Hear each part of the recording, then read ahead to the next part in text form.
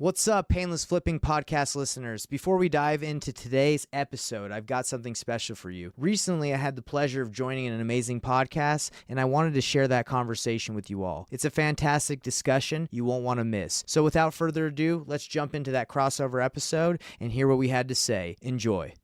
If you're listening to this, there's a good chance you work within the real estate investing industry. There's another good chance that you would like to increase the sales of your products or services. Well, you're in the right place. United States Real Estate Investor is a platform you need to place your brand directly in front of your target audience. With our focused, growing audience of real estate investing beginners, enthusiasts, and seasoned professionals, you can continually reach our captivated viewers and listeners with ease. To learn more or to get started today, just visit UnitedStatesRealEstateInvestor.com/advertising. That's UnitedStatesRealEstateInvestor.com/advertising. Get ready to increase your brand awareness and your bottom line. Attract clients with content.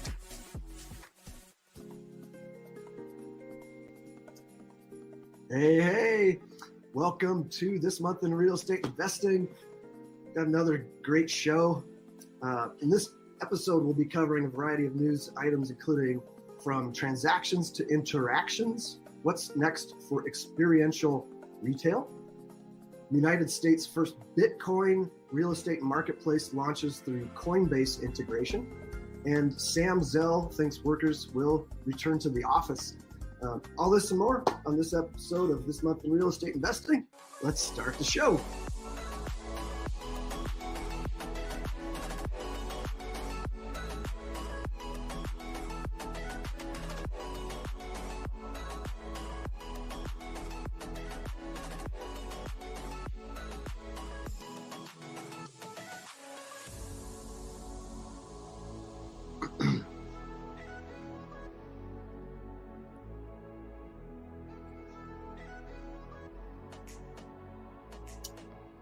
Hey guys, I'm your host, James Brown, and I help fellow investors reach their passive income goals through our hybrid investing model, as well as other traditional types of investing.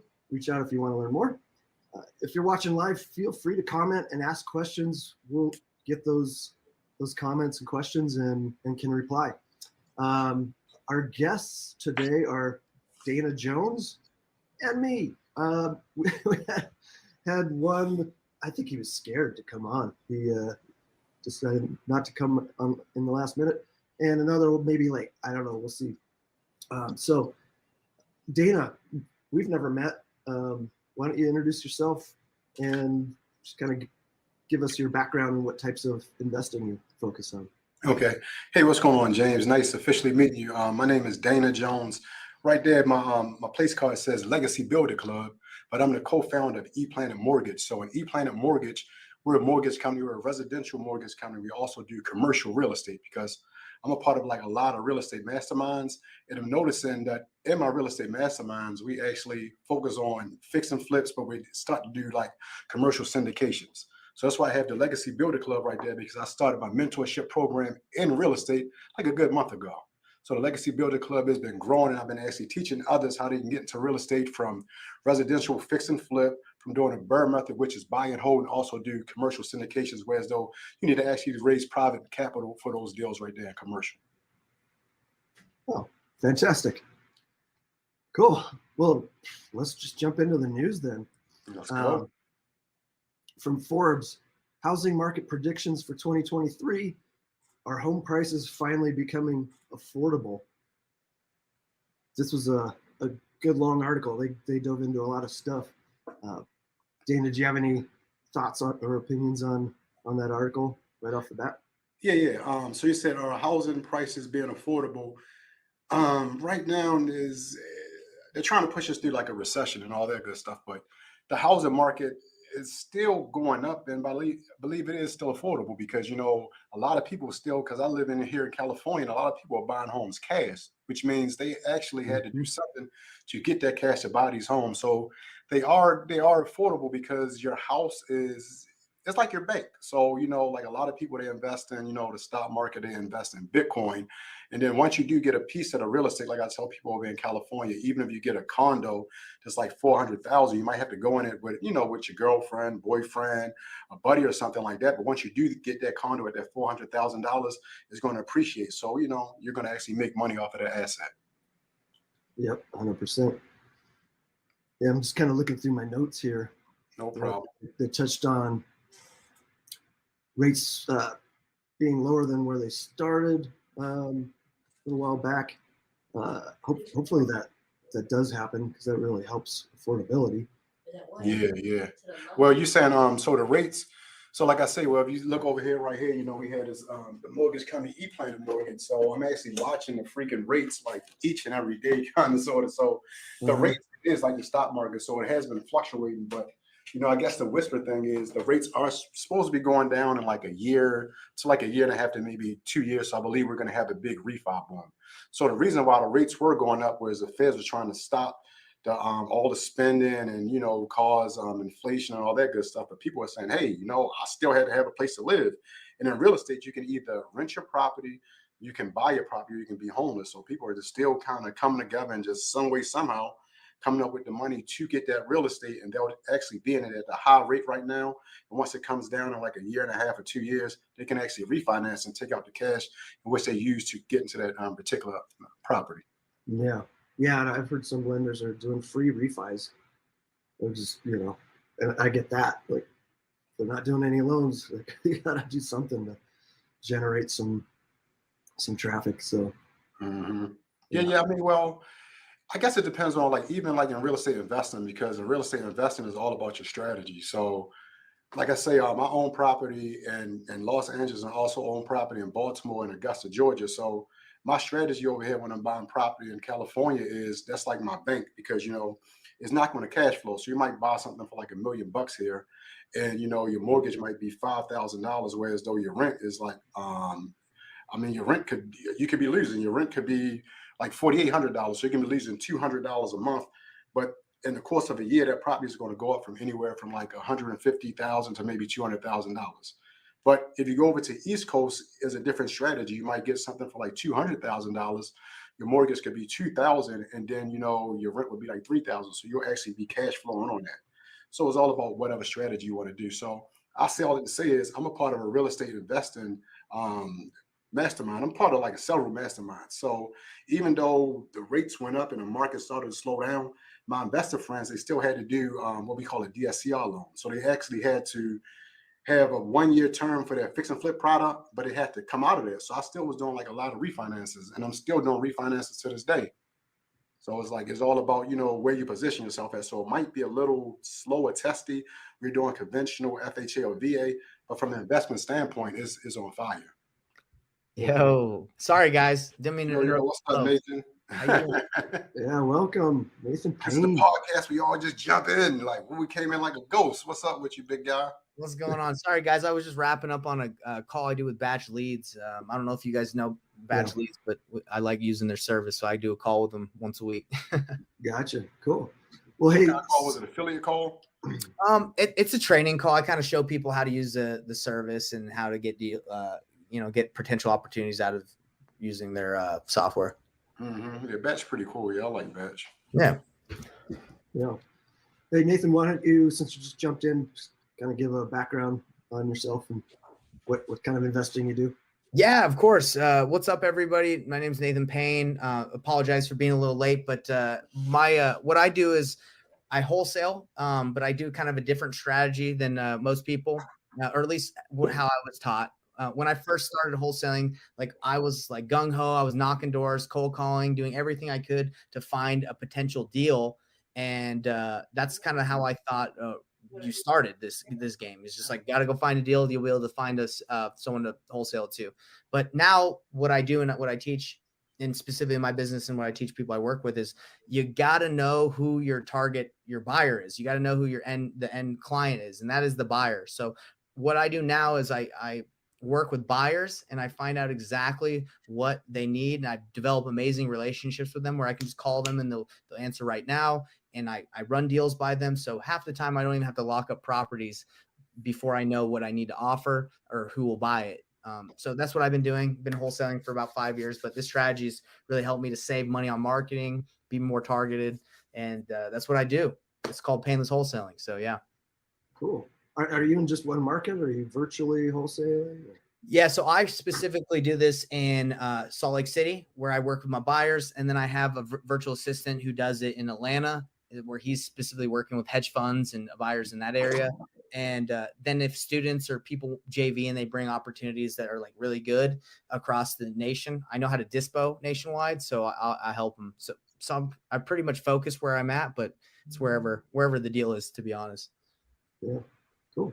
Oh yeah, no, that's pretty good. That's what I'm about to ask. I say, so you pretty much dispo, yeah, yep. So as long as you got the end buyer, then it's almost like once the acquisition comes to you, you're gonna have it gone like that, pretty much. Yeah, because before the market shifted, we were doing the model of like pay per click. We were doing all these strategies to spend to get leads, and the market shifted. It was harder to negotiate and get the deals that you needed. And I was like, man, I need to be more efficient. I can't be spending all this money and put me in a bad spot. And after a month or two, I'm in trouble if I'm not getting deals.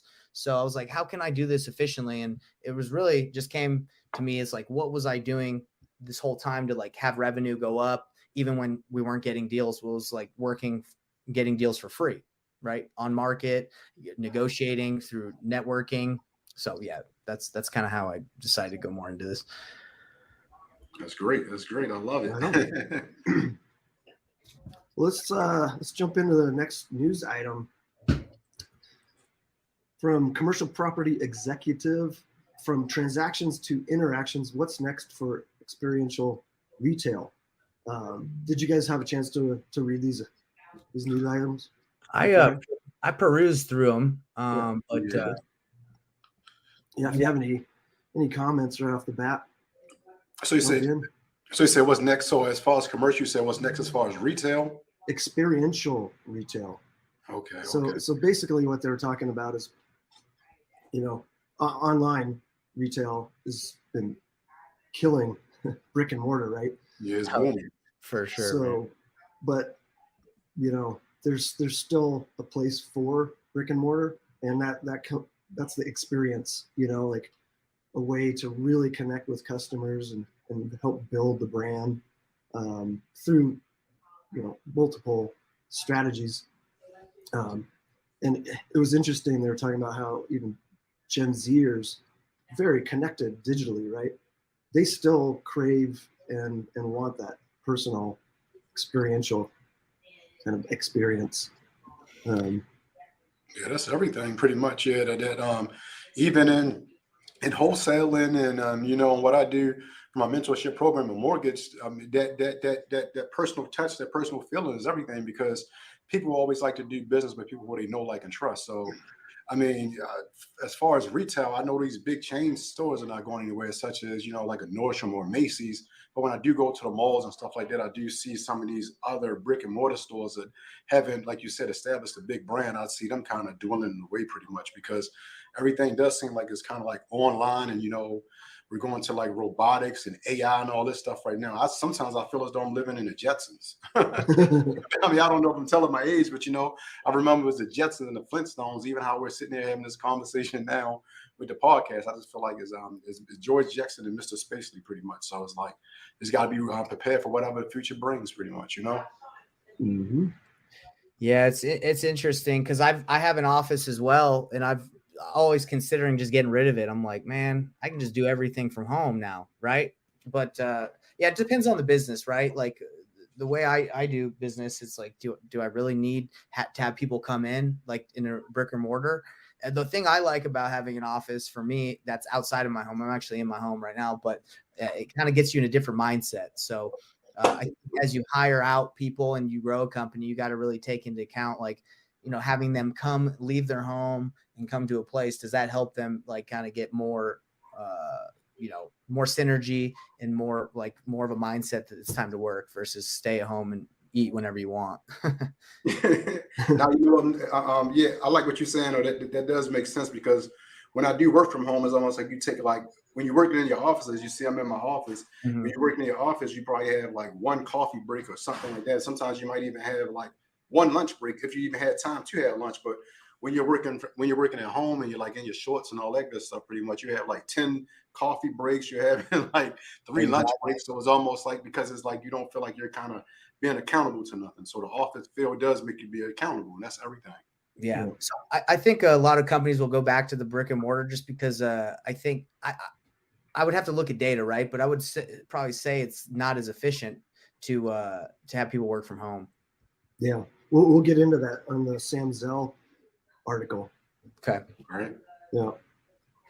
Yeah, I was taking some notes on some of the experiential stuff, and we're talking commercial retail, right? And none of us are in that space thinking about that from a retailer's point of view, or from the owner that's leasing out to them. But I thought it was kind of cool. I just wrote down different things that people are doing in retail for that experiential part. So creative storytelling, artwork installations, live music, children's events, games, virtual reality, holographic stuff. Yeah, that's kind of the top level stuff. Oh, virtual reality, yeah, that is real good. That's jamming right now. The virtual reality, and also I guess you can even see those escape rooms. Have you guys ever been to an escape room? No, have you? I have, yeah. I was at one like 3 I'm weeks ago. glad that I go with people, because sometimes I'm like, I don't think I'd be able to figure this out myself. You can't go by yourself. Yeah, I'm not by myself. Yeah. Antonio says the VA, Antonio says like old school arcades when we were teenagers. I think that's coming back. Really? Oh, yeah. Freaking arcades, yeah. History repeats itself, man. 360 degree, everything goes around in a circle. Yeah. Are you guys going to start wearing leg warmers?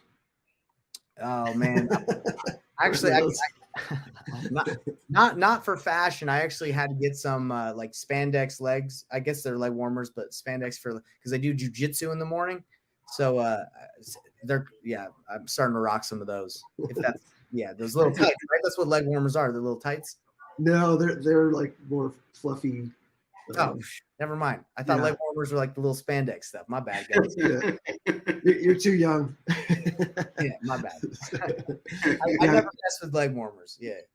Google. It's just the chicks would wear them. So. You said ladies was wearing them. Yeah. All right. Hey, let's jump into our next news item. This summer, brace for another red hot housing market in Massachusetts. Let's see. Yeah, did you guys read that one? You said a red hot market in Massachusetts? Yeah. I'm actually looking at them right now. It's on the TMIREI April 2023 news items. Is that? Yeah. Okay, I'm seeing what you're saying. Okay, cool. Yeah. So I guess their housing stock over the last 15 years has been depleted, like a lot of markets.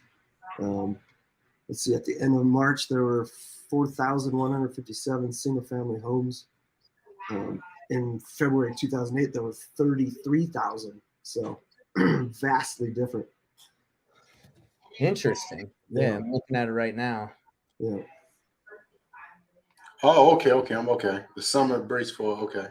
All right, so I'm with you guys now. Wow. Well, I do deals nationwide, but I've never done a deal in that area in Massachusetts. I can't even say the word. I struggle with the word Massachusetts. But yeah, I don't think I've ever done a deal there because I think it's pretty competitive. Like it's a hot market. Because when I was doing pay-per-click nationwide, we would get lots of leads from the Midwest, South, like Florida, Georgia. But when it came to like the New York, up north, Maine, Massachusetts, we barely get leads because I don't think a lot of people have to go hit the internet to sell their house too bad. I think there's enough demand up there, which this article is basically saying the interest rates, raising, it's not going to be enough to bring the real estate market out there down. Yeah. Let's see, their median price was $570. Yeah, and with rates, they're paying $1,500 more a month for a mortgage. Yeah. So that hurts. Yeah. You think it would affect it though, but this is saying that it's not going to affect that market. Yeah, it balances out with that limited inventory, right? People must be making pretty good money out there. I don't know what they're getting paid out there. Yeah. I know the prices out there can be expensive in the Northeast. Yeah. Oh, it also said Amazon and other large companies are bringing the vacancy rate way down too. So wow. Oh yeah, if they move, yeah. That definitely helps for sure. Amazon effect. It's real. Yeah. And cool. I love Amazon, bro. I just ordered some. It was like here, like that night. It was nuts. You start getting addicted to it. Yeah. Yeah, it's like a great experience. I get it now. I really never felt worried or thought too much about it, but now I'm like, I get it. It's kind of addicting. It's cool. Yeah. And apparently you like Costco too. Yes, I love Costco. Got that. See, that's the brick and mortar feel, bro. We're talking about that. Like Costco, it's the experience you get when you go in there with your cart and you see all the abundance and you see all the cool stuff and the samples. Like if they went online, I wouldn't feel the same about Costco if they just went like, virtual. So it has its place. Yeah, let's jump into the next news item from Benzinga. I always want to say Bazinga. What was that from? The U.S. I see that. Anyway, the U.S. lost 1.9 million acres of farmland in 2022. Here's why it matters. Okay. Yeah. So it sounds terrible. Doesn't sound good. Yeah. How about oranges and grapes and all that good stuff? Yeah. So you need that farmland pretty much. And I guess for all the beef eaters, if you guys eat beef, you need that farmland. Yeah. So for me, I just need to see in the ocean for my fish. That's right. Yeah, it's like, you take away farmland, start building, which happens everywhere, and then you don't have enough food to feed the people that are living there, so you got to find a balance, right? Yeah, right here. It says that the American population is on the rise. So even though we might think it's cool to build more homes, you also need the agriculture, right? You need agriculture to sustain the population growth. So that's more mouths to feed. Yep. If there's less land to grow the food, that's a big problem. Yep. Yeah, you know why? I do believe it is going to be a big problem because you figure with like all this AI and artificial intelligence and like a lot of people starting to get cancer. And then, even as I was talking about fish, they said you have to farm it. And it seemed like, the more farmland that we lose is like the more they're going to start making our food in the factory. So it's like the life expectancy is going to kind of go down because now you're not eating natural food anymore. You're kind of eating chemicals, and chemicals that is like the start of cancer that's in your body, because cancer is something that's in your system that really can't reproduce. You don't really know what it is. So that is kind of going to sure, as a U.S., as the housing market, we're going to be making money. But as we're making money and the population and everything is growing, we're going to actually be killing each other off internally pretty much for what we eat. Because like they say in life, you are what you eat. And we're eating the bad stuff and it's going to kind of catch up with us at a earlier age. That's just my thought process on it, or my viewpoint. Yeah. I see what you're saying, because not only we could be making more money, like you said, but also food prices were going to increase by a lot if there's less agriculture, less like farmers out there, right? The competition, so it's going to increase. So making more money might not even mean anything, right? Basically, yeah, if you can't afford it. So then it's like, you can't, then if you can't afford it, then you start looking at it, it's like kind of crazy. Because like I said, I live out here in California, and then it's like even with our crime rate. So typically, in LA, like the crime rate has been down, but being as though like the housing market, like you said, the groceries, everything is going up. And then as we're starting to see like a lot more people being homeless or kind of like living paycheck to paycheck. Is actually bringing the crime rate up. So by bringing the crime rate up, it's like people are breaking into your house, just taking little petty things, but they have to do that in order to survive. So you don't realize by what one minor effect can kind of trickle down and just affect the whole nation pretty much. We're seeing it over there. And I was talking to a buddy the other day. The crime rate has risen in New York and Florida, like everywhere, because people are kind of like, I can't eat. I can't afford to buy groceries anymore. So I have to gotta go rob my neighbor or something like that just I don't want to do it, but I mean, they feel like they have to do it in order to survive. That's like a crazy thing. And as you know, you start off with an article such as what we're seeing right now, and then you never know it. It just happens and it trickles down, and Yeah. everybody's pretty much affected by it, you know? Yeah, the ripple effect. It's amazing how like something is insignificant. I would think normally if I read that, like, oh wow, that sucks. But it has a huge effect on everything. Yeah. I didn't think about it. So we start saying, he's like, well, food prices going up. They're like, man, I look at my Ring camera and wifey like, look, they broke into another house.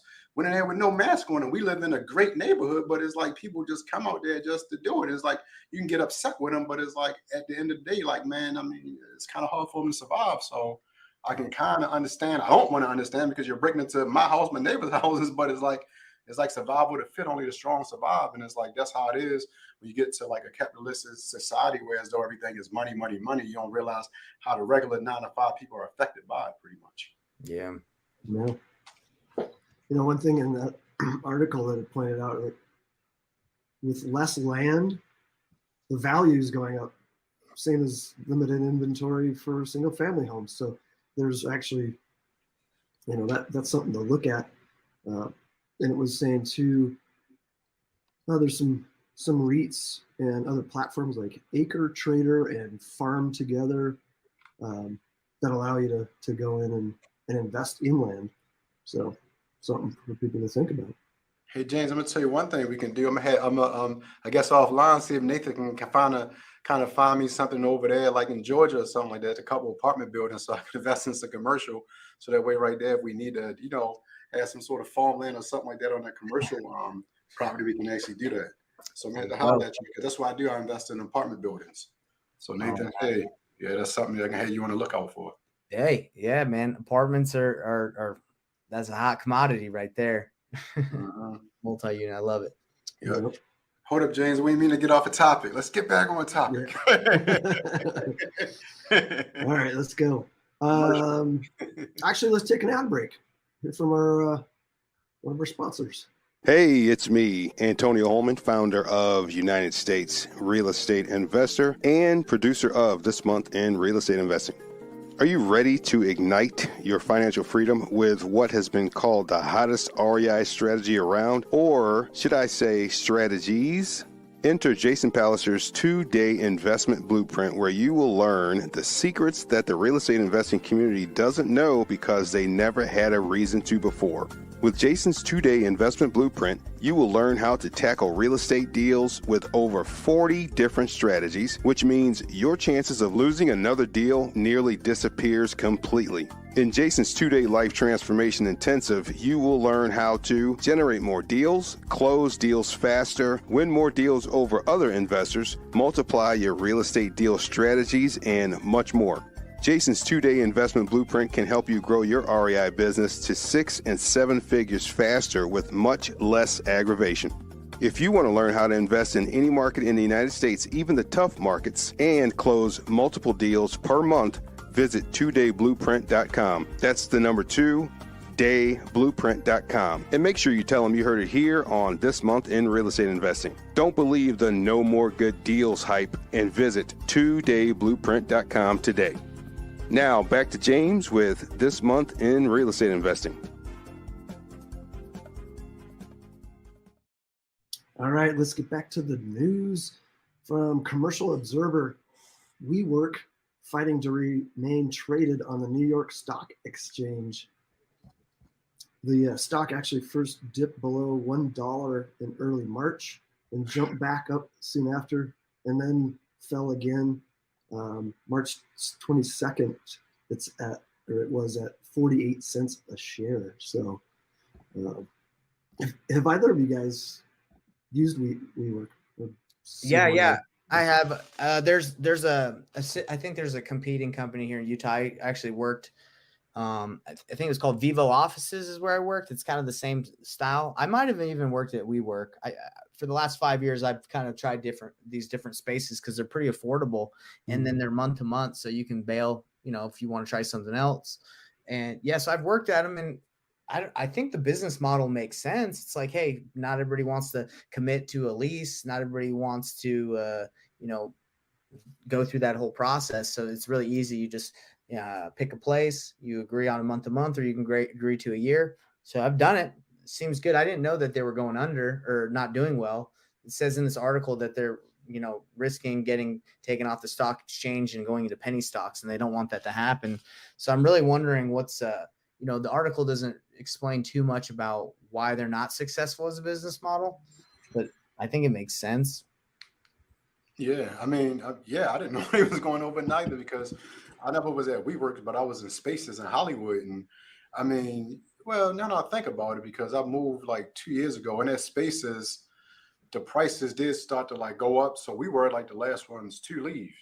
So then I guess it all goes to say, whereas though you can either pay $3,000 to be in like a WeWork or a Spaces, or you can kind of like work from home and save that and use that for marketing money. So I can kind of see how it is kind of like kind of like stray away pretty much. So yeah, but if it goes on the penny stocks, it's like, man, that's going to be a little crazy. And I'll invest in real estate, but if the stock goes down a little lower, I just learned something new today. I think I'm going to invest in WeWorks because I believe they will come back up. Mhm. Well, what happens is I think the pandemic really took those places out, right? Because that's actually what happened. I was it might have been Vivo or WeWork, but right when the pandemic hit, I was on a month to month, and I was like, why am I even working at an office? I can't even go anywhere, right? So I just started working at home, and I put my whole team virtual during that pandemic time. So yeah, you're right. I think what happened in 2020, well, in that time period, I think that's when they really suffered. So they might bounce back, but the article doesn't look promising. Yeah, we've talked about them on the show before. They've been struggling, and I do see that they're in negotiations to restructure $3 million debt with SoftBank, and I'm not sure if they already got an infusion of funds from Yardi. So they're trying to figure it out. You talk about Spaces. There's competition out there. Yeah. I know with EXP Realty, we've got access to Regis Spaces as well. So it's they're not the only one on the block. So competition could be tough. Although they probably got the biggest name out of all of them. Pretty much everybody knows WeWork. Yeah, but you figure, like you said, Regis and Spaces, so it's Regis and Spaces under the same umbrella. So I think they had like a longer reach because they're international and all that stuff too, pretty much. So they might market a little bit more as well. Right. Yeah. Let's jump to the next news from SF Gate. Sonoma County to remove racist restrictions in millions of real estate documents. So, wow, that's amazing. That's good news. I don't. Yeah. That's crazy. That was even a thing, man. That they would even put covenants and things into agreements that were racially, discriminatory. So it's wild. Yeah. Yeah, I believe it's all about your work ethic and who you are as a human being. And I'm like, even watching this, I was in Napa like 2 months ago. So I felt kind of comfortable up there. So I didn't feel like nobody was looking at me kind of crazy. But like you said, Nathan, it is crazy that they do have all those things in the documents. And sometimes when you're actually when you're signing over to get a home or any type of real estate, there's be so many documents. Somebody really don't really know what you're actually signing unless you're one of those analytical persons who read everything step by step, and you'll be in that closing, I guess, for like 3 to 4 hours, opposed to a good 30 to 40 minutes. Exactly. Mm-hmm. Yeah, you're in lending, right? Yeah. Redlining, you're fully aware of that practice where they outline areas and move people away or to them. It's crazy. No, but look, but I actually had 2 situations. So it's crazy that you said redlining. I had a client, her house was worth like $850,000. She came to me from like Wells Fargo. It was a fallout loan. I went and put it in with somebody else, and a freaking appraisal came in for $450,000. And I was like, man. And she was like, African American lady, like 78 years old, and she said she was talking to the appraiser, and then he kind of was acting like kind of weird, but for a house to come in $400,000 under was kind of crazy. So then we kind of took the pictures out of the house and all this type of stuff, and we had to get a new appraisal, and it came in and appraised at $830,000. Oh, so that's God. That's like a big difference. So it's like when you hear these things, but when you're actually a part of it, You like, man, it's like, yo, this stuff is like real. It's like we live in like way back in the 1960s in 2023. Like I said, history seems like it does repeat itself. They got to fire that guy. Yeah. We complained, and yeah, she has this big thing going on about that pretty much because Yeah. I can see if your house is 20,000, maybe 30,000 under, but to be under like 400 grand, it's like, oh, something's wrong. Well, Yeah. what an appraiser, whether he was a complete racist or not, have to gain by changing those numbers so vastly. Yeah, that's crazy. Because I just don't understand the appraisal side. I mean, they're working for you as a lender. You hire them. No. Appraisers so that's one misconception. Appraisers, they're independent contractor. They don't work for us. As a matter of fact, you hire them. We can't even really like speak to them because it's like if we talk to them, it's almost like we're kind of like misconstruing the numbers and stuff like that. So they're like independent contractors that give you like a value. They give you like an opinion of what they believe the home is worth, pretty much. So that's what it is. Yeah. Mm-hmm. Yeah, I don't know. Pretty crazy. That the redlining was made illegal by the Fair Housing Act in 1968. So it's crazy that they didn't redact a bunch of this stuff like right off the bat, or at least start the process. Yeah. So let's go to our next news item from Commercial Property Executive: the rise of office to residential conversions. That is happening. Do you guys know much about that, or have seen it happening around where you guys live? I haven't seen that in the Salt Lake market where I'm at, but I'm reading about it, and makes complete sense, with the uptick of vacancies and not, I guess brick and mortar buildings not being as in demand. It makes sense to take those office buildings and convert them into residential. It makes complete sense. So I guess my question is, how do you get into that? Because that sounds like something I would want to figure out. I think that's amazing strategy. Buy an office building and then convert it. Yeah, makes sense. I think there's a lot of office buildings where I go and you can just tell there's no one in there, or with a little bit of paint and remodeling. I would be a great location, great spot for apartments. Yeah. So to get in something like that, you just need a construction loan. So pretty much, say for instance, the building is like $1 million, and then it would be like $500,000 to do that conversion. It'd be like 500 grand just to convert it over. But after you finish, you can sell the condos off for like $3 million. You would have to bring, let me get my calendar. Let me see, 1,150,000. You had to bring like 225 to the table, like 225,000 to the table. You would need like a scope of work from like a general contractor, somebody who actually done that before. You can actually do that. You can actually start that process. And even say, for instance, Nathan, you say, I don't have the $225,000. You can actually just start to, reach out to some friends who that's wholesalers. You can actually reach out to a doctor that like a lawyer, or people that you're networking with. You can actually raise capital for that deal right there, so they can actually come into your deal with you, so you can do that conversion. And then you figure, like I said, if you're like 1.5 million in it, and then your exit strategy is going to be $3 million, you can actually refinance, pay your investors off. You can actually have that asset to yourself pretty much, or you can still keep them in that asset. So if that's something that you kind of want to learn or get into, I mean, that's what I do.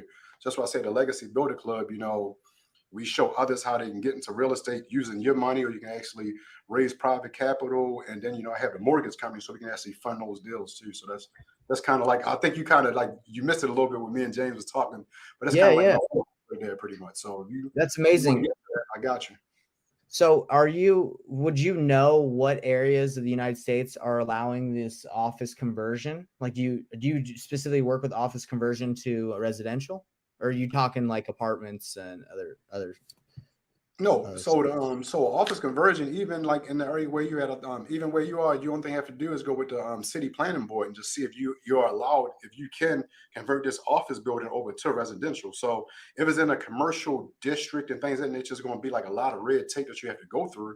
It may take like a year, maybe a year and a half to actually complete the project. But once you're finished the project, then you're going to be gold. So you just got to just live, like I say, go to your local city building and look at the plans and see if you can convert it over, and you just start there. And then from there, you can just go ahead and start doing it, because that's how life is. Once something enters your brain and you say, hey, that sounds interesting, and you tell yourself you want to do it, once you work towards doing it, then I mean, it can happen.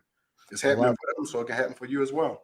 No, I love that. So you're saying if you wanted to start this article is talking about how a lot of people are doing this, right? Converting offices into residential. So you would have to go to your city to verify if what property that commercial building's in or that location, what it's zoned. Is that what you're saying? You have to see what it's zoned? Yeah. So you go to so say for instance is 123 Main Street. So you go down to your district and say 123 Main Street. So it can be zone C commercial, and then you ask them and see what ordinance or what other city ordinance you have to do to actually convert that over to residential, or can be like a mixed use. So it depends on what they allow you to do. So say for instance, just talking numbers, it could be office building. It can be like 100 units, but you have to have some little retail space down at the bottom. You might got to have like a CVS or 7-Eleven or something like that at the bottom. Then you would just kind of like do that within the guidelines to get your residential, because your residential is going to be more than a commercial, but you'll still be within the realm of what the city wants to be in that particular area. Wow, that's cool. I like that.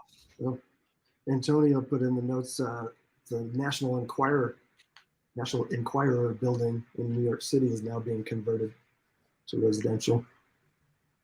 He said National Enquirer? Yeah, the National Enquirer. Wow, okay. That's a big ticket one right there then. So yeah, that's going to be, man. Yeah, some of the other challenges are location. We talked about permitting, and but somebody might not want to live in a business park, right? Like everything else is residential, is more designed around stores and stuff. And then there's challenges with the configuration. Like imagine 10 offices in a row with a hall and a shared bathroom. Well, now you got to plumb in a separate bathroom for each unit. That's true. It could be the cost of doing that. It can be really challenging. So, but they're doing it. Yeah. I mean, when you're an investor, so what happens is when you're an investor, you kind of look at all that. So even like you said, if it's 10 offices next to each other with only one bathroom, then you wanted to make them like 10 units. You would just, if it's going to cost you $300,000 per unit or $200,000 per unit, you'll pass that off to the person who's going to buy that. The only main thing with that is just the parking, and they somehow can just dig underground or something like that, just have a parking lot, because there's going to be more people parking for where they're actually living right there. Yeah, it's all about the numbers. Life is the numbers thing, pretty much. Yeah, it looks like governments are giving incentives too that could really help, alleviate the higher cost of building those out. So let's jump into the next one from Fox Business. Real estate expert shreds Biden rule punishing homebuyers with good credit. It's madness, in quotes. Dana, you're probably aware of what's going on there, right? Yeah, I saw that. I mean, that's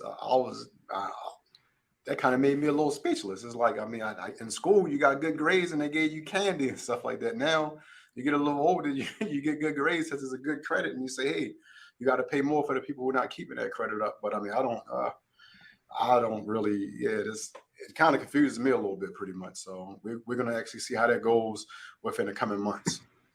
Yep. Yeah, that's my take on it. Everybody's shaking their heads like, what? Yeah, or shaking their fists like pissed, right? Like, it's not fair. Yeah. I mean, I don't get no accidents or anything like that. And then you say, hey, my insurance goes up, but the person who gets in a lot of accidents, their insurance goes down. I'm like, hold up. I'm confused over here. Stuff's starting to go backwards. But I don't know. That's my thought process on that topic. How about you, Nathan? I don't even know what to say. I don't know what they're doing. That's funny. Everybody was speechless on that one. I think I don't know what they're trying to do. It doesn't sound like it would help. It helps, but I can't speak to what they're doing. I have no idea. That's my take. What about you, James? What's your thought process on it? I don't know. I have the feeling with all the outrage, they're gonna roll that back. Like, I don't know how it got through in the first place. So we'll see. Well, hey, let's take another break here from our sponsor, and then we'll get back. It's me again, Antonio Holman, founder of United States Real Estate Investor and producer of This Month in Real Estate Investing. You know, one of the best ways to increase your company's brand awareness and increase warm leads is to create written content online. But as we know, content creation can be very time consuming and not very cost effective when having to pay professional copywriting fees. It's time to use REI Content Packs.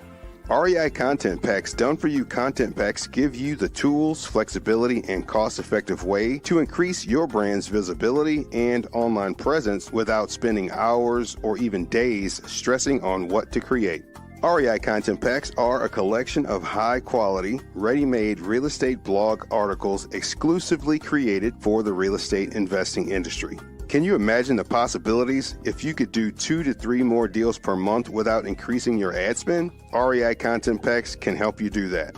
Can you imagine getting unlimited online traffic, increasing your Google ranking, getting more leads, and making more money? REI Content Packs can help you do that too.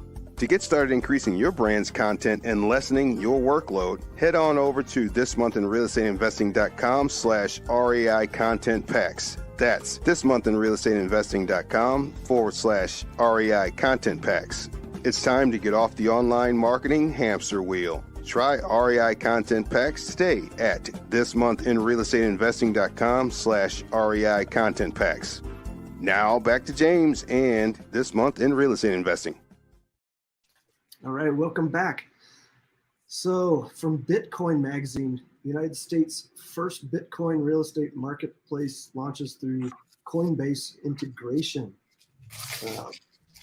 It looks like it was just Bitcoin and cash through that platform. I figured that there would be, because Coinbase has like all sorts of different cryptocurrencies, but anyway, I think it's pretty cool what they're heading towards. You guys have any experience with Bitcoin? Do you have your own? Have you used it to buy or had people pay with? My experience with Bitcoin is I've just been investing in a little bit of it, and I think it's my mutual fund.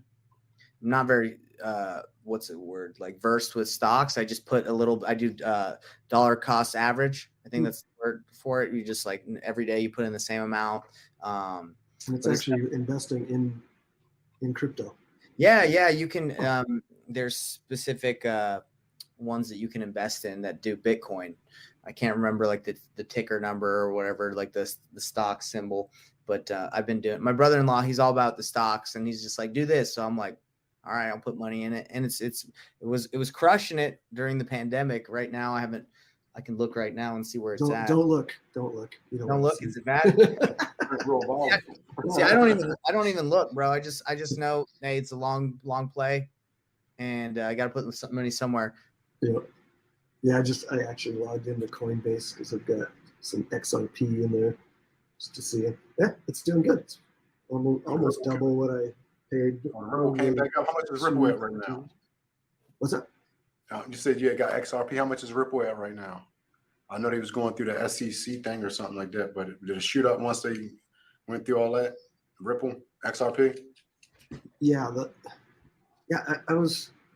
they actually credited me like a little amount outside of that.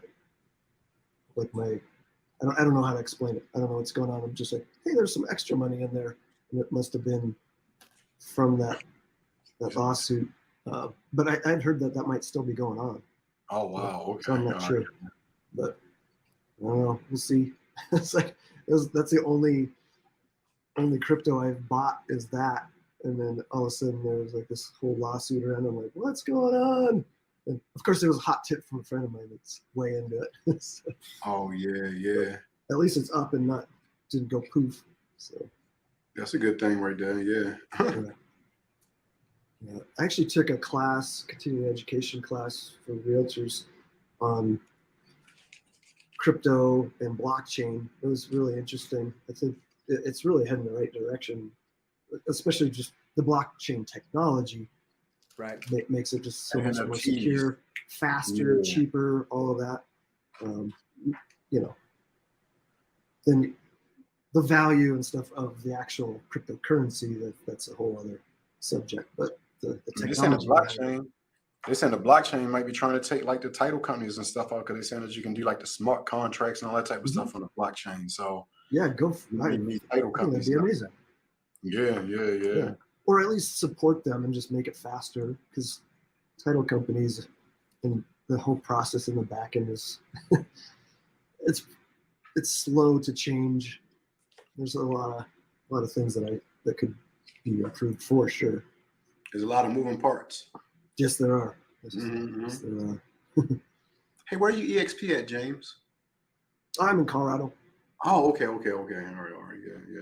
Yep. I'm doing like a HELOC. I'm doing like a HELOC for somebody in Colorado and a purchase. So yeah, that's a thriving market over there as well too, though, Colorado. But did it start to die down a little bit? Oh yeah, it's cooled down. Yeah, I'm listing a house for. I got 2 listings right now, and the price has had to come down for sure. Wow. Yeah, but we still have limited inventory, but the rates have really made it hard for people to afford. You dropped the prices down by like what, like 50, 100,000, something like that? Yeah, in some cases. How long are they on the market for now? They are like 30 days, I think. Back to the old days. Yeah. Darn us, small people. Yeah, the company's sat for a little bit, but yeah, that was kind of earlier. A month ago was different than now. So it's really heating up this time of year. Yeah. It's gonna heat up because it's starting to get warm and stuff like that. So when it's warm, people like to be out. They want to be active. Hey, honey, let's go look at this house on Saturday. And yeah, you're a little bit more free. So yeah, you make impulsive decisions right there when the weather's feeling a little good. Yep, totally. And then of course it starts tapering off midsummer when people are like, well, we just want to go on vacation. We don't want to be looking at houses, right?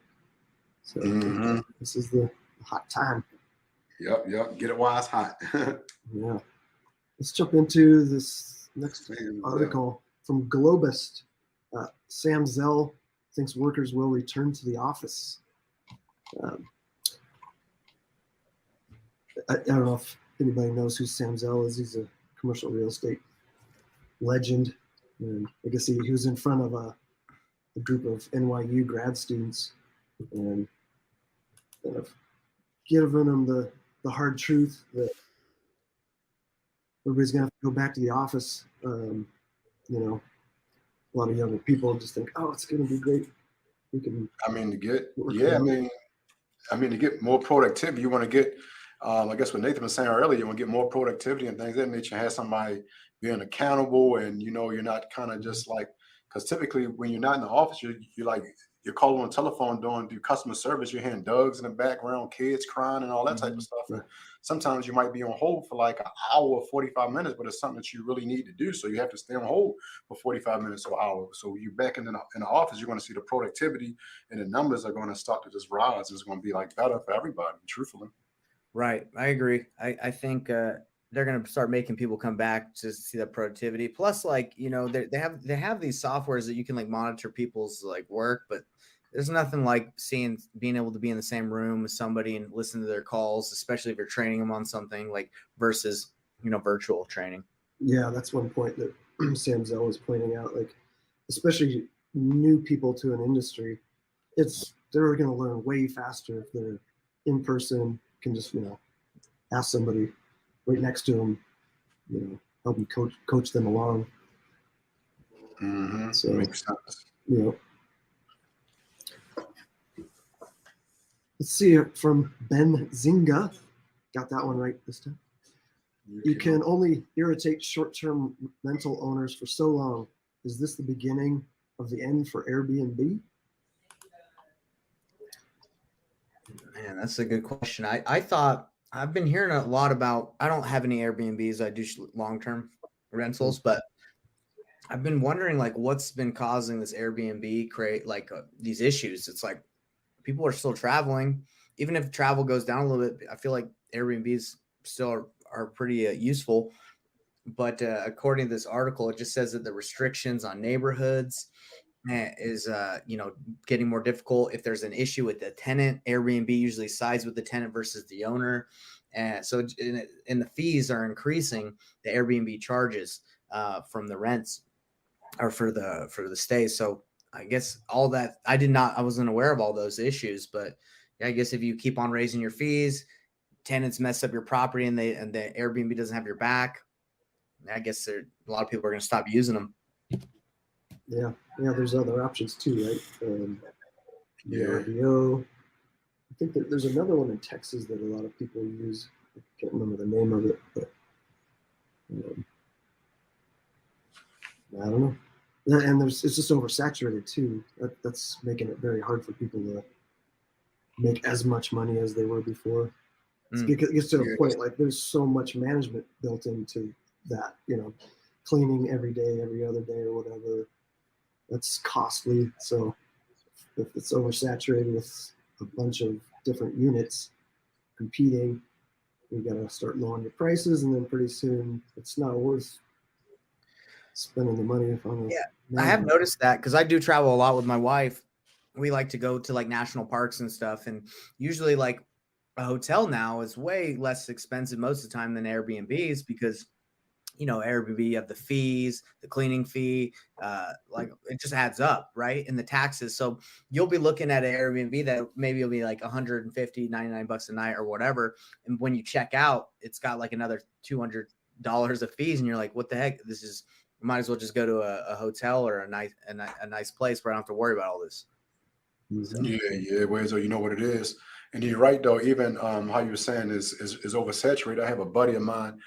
He had like 20 Airbnbs in Houston, and he started dwindling them down because he said, like to your point, James, is getting oversaturated because he's there trying to make a good profit, but then he's competing with somebody who might have been in their home for like 20 years or 30 years, and they don't have a mortgage, so they can actually rent their house off for $40 a night, whereas though he needs to rent his out for like $90 to $120 a night in order for him to make a profit. So that's what kind of strained him down in the Houston, Texas market pretty much. And it's almost like once anything goes mainstream and everybody, like you had 3 people on the screen right now. So say for instance, all 3 of us, we're doing Airbnb and we're making $1,000 a month. But then when you get 30 people doing Airbnb, now we're making $400 a month. Now you got 50 people, now we're making 300, and then we get more rules, and it's starting to be like, whoa, it's too many people, more rules, is not fun no more. So let's see what the next best thing is, because everybody is on it. We all want to be entrepreneurs. We're all trying to survive because once again, all the prices are going up right now, and the land is getting scarcer. And so that's how I see it. Though. So if anybody's watching this and you're wanting to get into short-term rentals, because I'm actually getting one in Fort Myers on Creative. That's I'm getting it because there's like no money down to get into it, but it also works as a long-term rental. So you don't want to bank on the short-term rental game, like in that money that you're making to cover the payment or the mortgage, because that might not be around forever. So when you're investing, you got to make sure you can cover it if you have to transition to a long-term rental game. Yeah. Plan B. Exit strategy. Yeah.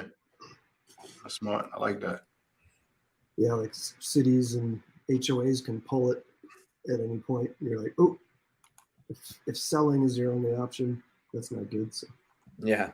Run the numbers for long-term rentals for sure. Jesse Mills, one of my mentors, has a short-term rental, really nice place down in Fort Myers too. And it's been doing good. I think he's down there right now, getting away from it's still snowy and cold in Minnesota. So dang, nice place to get away to. But let's jump into the next Benzinga article. Middle market multifamily housing construction, a bright spot in a sector that's ground to a halt. I actually missed reading this one. I do know that multifamily is in trouble, mainly just because of the financing, right? Because most syndicators put together these syndications, and anything that they bought maybe 5 years ago, they got these short-term 5 to 7 year terms, and they got to refinance.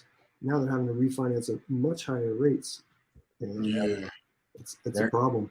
That's a huge problem. It's all about your cash on cash. Yeah, so you got to refi at a higher rate, then it's like, I mean, it's not debt servicing. So yeah, it's all about the numbers pretty much. It's not debt servicing, and it's like you kind of going in reverse instead of going forward. I worry for the people that, over the last couple of years that got into those really low rates, those bridge loans, right, that are going to have to refinance out of those. Oof, they're about to refinance in this like double, triple, probably what their rate was. Mm-hmm. And it won't make sense for them.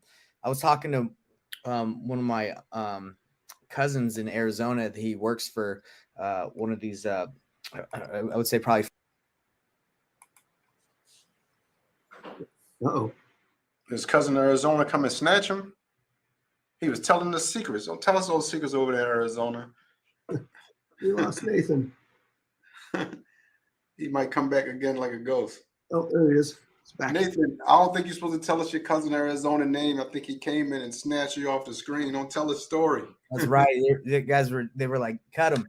But he was just telling me that he actually built the website because he knows that this is happening, because he works with a lot of these multi-units. He knows that some issue is going to hit the fan, and a lot of these guys are going to try and figure out a way to get out of these, because they're not going to be able to refinance and have it make sense. So he's trying to figure out a way to like capitalize on that happening. And he was telling me like a website he created where people can go and put their information so he can make an offer on their properties. Still, I don't get how, if someone is upside down though, how they're going to be able to get out of it. Do you guys know how that works? Like if someone is trying to refinance it and then they can't into a better rate, you just stay in the asset a little longer. So even if your bridge loan or whatever loan you're in, you just kind of get hit with like the fees just to extend it. So you just extend it until the rates go down. What comes up has to go down eventually one day, pretty much. But then even one thing about multifamily is, even though the rates are going up, the more value add that you do, the more that you kind of raise the rent, is going to take the value up. So like you might have one asset that's worth like $3 million, but if you raise the rent, depends on if it's like 100 units, and you raise the rent by like $150, then the value might be like worth like 5.2 million. So the value will go up like that. So even if you're refinancing at a higher rate, you still can take that kind of like that cash flow and it still offset everything. So it's all about just the value add in it. So that would be the single family. So that would be the play then. Like if you're trying to refinance and it's not a good, or the rate is going to make it so you don't cash flow, you would raise the rents. Mm-hmm. Yeah. Raising the rents, you're going to raise the value of the asset pretty much. Yeah. If you can, right? And that's most syndicators, that's their play, right? Unless you're Grant Cardone buying Class A, you're trying to build in value, and hopefully that play was enough to overcome that financing coming due, right? Mm-hmm. But so, Dana, you were saying fees, like when you get to that end of that short-term 5 to 7 year, do you know, like, is there some kind of extension fee or something? Is that what you're getting at? Even with the lender that you're with, you'll just kind of like, you'll just pay like the extension fee pretty much, because they're not going to come foreclose on the asset. So you just pay the extension, and like I said, you can do stuff like add in reserve parking. You can add in like a laundry service. You just add in like little things right there just to raise the rent up. So like I said, you can take it up anywhere from like $50 to $100, and once you take it up, it takes the value of the asset up. So even if your rate, even just talking numbers, even if your rate is like a 5%, even if your rate is a 5% at like $3 million, but then you take that value up to like 5 million and your rate goes up to 6% or 6.5, you'll still be able to refi out some sort of cash to pay your investors off, and you'll just still have it. You'll just, like, your debt service might, even if you were making like $400 a month, you might just, instead of making $400 a month, you might be making like $350 a month, but you still raise the value in that asset to pay your investors off, and you still have that commercial building, that multifamily. Yeah. So basically, like a game of Monopoly. Basically, like Burr with apartment buildings. Yeah, basically, yeah. Mm-hmm. Yeah. All right. Let's see what the next major topic is. Oh, it's our fun news item. 9 business habits to avoid at all costs. I'll just rattle them off and you guys can comment. Yeah. Worrying about the competition. Hoping people will buy instead of giving them a solid reason. Trying to do it without a coach or mentor. Not being organized and or prioritizing. not offering what clients need or selling a result, not differentiating yourself, wasting time planning and not taking action, giving up trying something after trying once or twice, and waiting until the time is right to make big decisions instead of going for it. Oh yeah, I agree. They're all bad business habits. Do the opposite of that because you need a mentor. Because one thing about, I mean, even that's one thing I chopped in on because I'm a part of like a lot of mastermind and mentorship programs. You need one because they kind of give you like a fast forward or fast track to success. Because what can take me like 2 or 3 years to do after my learning, if I have a mentor, then I might can do it in like 3 or 4 months. So it's almost like one thing about time, you can't get time back. So if you can actually shave off time in your learning curve, that's going to help out a lot. 100%. So you'll win more than you'll lose with that aspect. Yeah, I spent pretty good chunks of money on mentorship, but I'm sure it saved me even one deal that you lost or you got because you knew some little trick can be worth every penny of that and save you tons of time, years of time, right? Because somebody else has done the hard work and made the mistakes. But you know what, I'm gonna tell you a hack. One of the hacks is like what I tell my wife too, because I'm a part of the Grant Cardone 10X. I'm a part of Pace Morby Sub 2. So even when you look at what you pay for these mentorship programs, the connections that you make when you're in these masterminds is like it's priceless. So you might pay like 10 grand or 20 grand for one. But like you said, you're getting the knowledge, and also you might be able to squad up or do a deal with somebody. So that one deal could be 10,000, and you're doing a deal with 3 different people. You made 30,000, so you already made 10,000 off your money. You also made like a lifetime connection with a person because people really do business with people who they know, like, and trust. And it's almost like once you can see somebody on a face to face, like how we're like on the screen right now on Zoom with this I think Schoolyard or whatever it is, StreamYard. How we're here right now, but imagine if we were like face to face and we actually paid for this, and then we got to feel each other out, and we're going to start doing deals with each other. So who cares what you pay for that mastermind? It's all about longevity. So that's how I pretty much look at it, and it's been working. Yeah, I agree. Yeah. I'm in sub 2 also. Are you in sub 2? That's what's up. The peace sign. See? Yeah. Nathan, are you in sub 2? No, I'm not in sub 2. I'm in a bunch of different ones. I'm in the family mastermind. I've joined like Sean Terry's 6-figure syndicate. I've done tons of them, which are great. They're all there. You come to a point where you're like, I don't think I have any more time to go to masterminds or coaching. That's kind of like where I'm at. I'm a part of a couple masterminds right now, which is amazing. And the amount of information you can learn is great. But, I don't know if you guys have come to that point where you're like, man, there's a lot that they're providing. I don't know if I can attend everything. Yeah. You got to knock one thing off and then keep going to the next one, because all of them going, it's like what they call the shiny object syndrome. So all of them going to sound real good. So you got to mastermind where you at now and then go on to the next one. But like I said, like when I kind of join them, like you're getting a mentorship, you're learning from the mentor, but like when you like in a mastermind, and say for instance like a sub 2, or say for instance you're in one, it's like there's 100 or 200 people. When you actually go to these live events is where the magic happens pretty much. So like when me and you were talking earlier, James, you were saying that the rates are going up and the real estate market slowed down. Remember, I told you I was a part of the mastermind. So being as though I was a part of these real estate masterminds, I'm going in there because I'm an investor. Say, yeah, I'm an investor. I do fix and flips in Baltimore, but I own a mortgage company too. And everybody bullied me and said, Dana, you're going to do my mortgages. You're going to do my mortgages. I'm like, yo, hold up. The market is slow, but for me, it's not, because I'm doing all these DSCR loans. So it's all about how you kind of going there. And I'm like, yo, the mastermind paid for itself.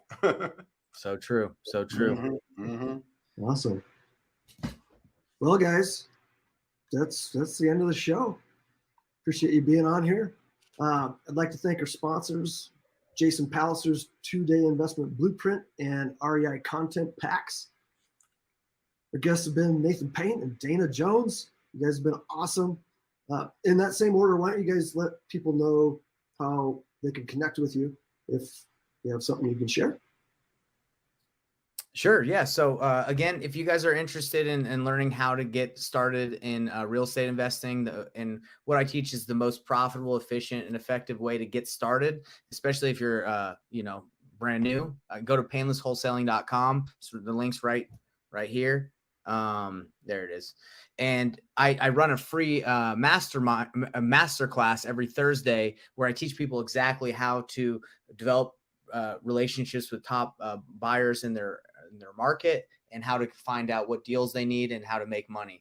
And I did a 30-day challenge where I went to a brand new market with no money, with no experience like in that area. And I got a deal in 17 days, and that's the one that I'm doing right here in Fort Myers. And then one of my employees did it too, and he made a $20,000 deal going to a brand new market, spent no money, brand new relationships he developed using our method. So it works. If you want to learn how we did it, go to the masterclass. We'll explain how we did it. Ooh. I love it. I love it. And yeah, my name is Dana Jones of the Legacy Builder Club. So what I do is I actually teach investors how to get into real estate. So whether you want to do fix and flip, you want to do buy and hold, but like as we kind of went over with this show right now, everybody is going to multifamily. So a lot of people that are getting into multifamily, they don't know how to actually raise the capital for these deals as far as syndication. So that's what we do at the Legacy Builder Club. We actually show you how to raise capital for your multifamily, so you can kind of graduate from single family to multifamily. And then the capital that you can't raise, then we can at ePlanet Mortgage, we can actually do the financing or do the funding, so we can actually get you in that deal. So we can actually teach you how I was actually telling you guys the tips and tricks, how you can actually do value add in Class B multifamily properties and actually bring the value up. So you can check me out at legacybuilderclub.com or follow me on Instagram at Dana Jones the Mogul. And I'll be happy to help you out in any which way and show you everything about real estate from A to Z. Fantastic. They stay on after the show, guys. Okay. Also, thanks to our producer, Antonio Holman with United States Real Estate Investor. Follow and subscribe to This Month in Real Estate Investing on YouTube at youtube.com/@United States REI or your favorite podcast app. And remember, when one door closes, another door opens to financial freedom. Take care, everybody.